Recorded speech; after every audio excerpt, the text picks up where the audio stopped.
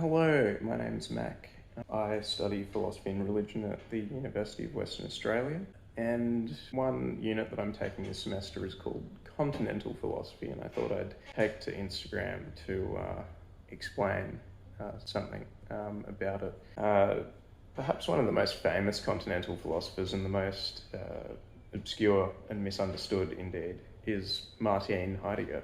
He talks about our everyday experience a lot. Put simply, Heidegger wants to understand not how I experience thinking in the philosophy classroom, but indeed how I experience things in my day-to-day life.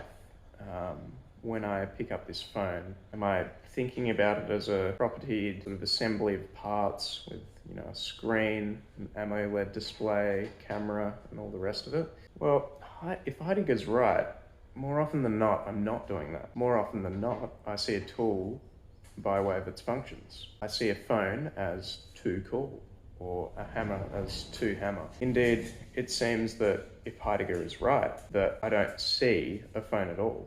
I see not even a device or a propertied substance, but something to use. He distinguishes this from another mode, which we could call the analytic or scientific way of thinking, where we do see objects in the world as propertied substances with a set of attributes. For example, when I'm doing science and I'm looking at an electron, I see the electron not just in terms of its functions, or indeed in terms of its behaviour, but in terms of what it is, what it's made up of, what properties it has. And indeed, this serves us well. Heidegger thinks that the Platonic idea of substance has led to some misunderstandings being perpetuated in philosophy in terms of how we think about our everyday experience. And if any of that sounds interesting or intuitive to you, you might like Hubert Dreyfus's lectures. He takes a very pragmatic approach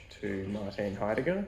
His approach is a little controversial, but I think it happens to, even if it's wrong, make a lot of sense, particularly when it's applied to artificial intelligence. Maybe, if any of what I've said resonates with you, you can try and apply that to artificial intelligence and ask yourself, how could a large language model actually be a person? Heidegger's going to say no, spoiler alert.